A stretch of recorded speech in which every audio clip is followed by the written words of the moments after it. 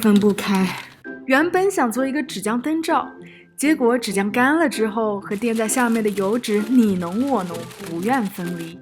就在准备把这坨失败的糊糊丢到垃圾桶里时，你灵光一现，想到了另一个棘手的问题。前几天回收的旧画框尺寸太大了，踏破铁鞋都找不到和它一样大的画纸。哎，为什么不把这两个难搞的家伙凑在一起嘞？于是你找来一块帆布，按照画框的尺寸稍微裁大一圈，然后用强力胶带紧紧地把它绑在硬板纸上，用熨斗把帆布的褶皱抚平，搞来一桶油画布上都有的 gesso 石膏底料，用滚筒刷在帆布上均匀地刷上一层。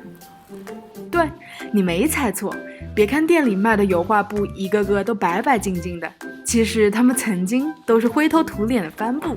第一层石膏底料干了之后，你自制了一块很细的磨砂海绵，把帆布表面磨平，然后再上第二层石膏底料。啊，为什么要上第二层啊？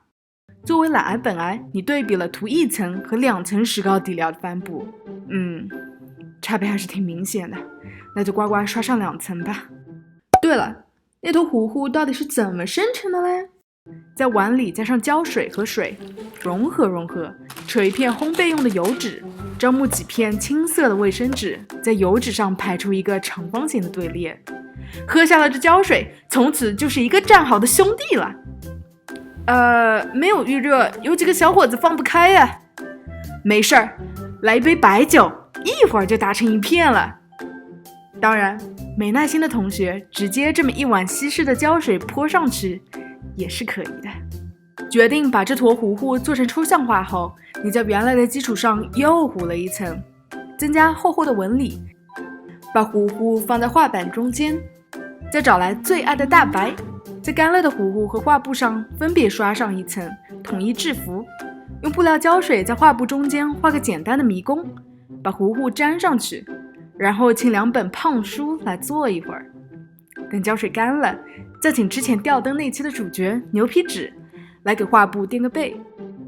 千万别用502，不然你就会看到牛皮纸的眼泪。用热熔胶吧，它和牛皮纸才是绝配。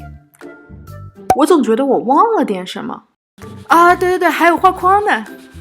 你把被大卸8块的画框排在地上，给它们穿上拖鞋，以免着凉，再给它们喷上黑色的喷漆。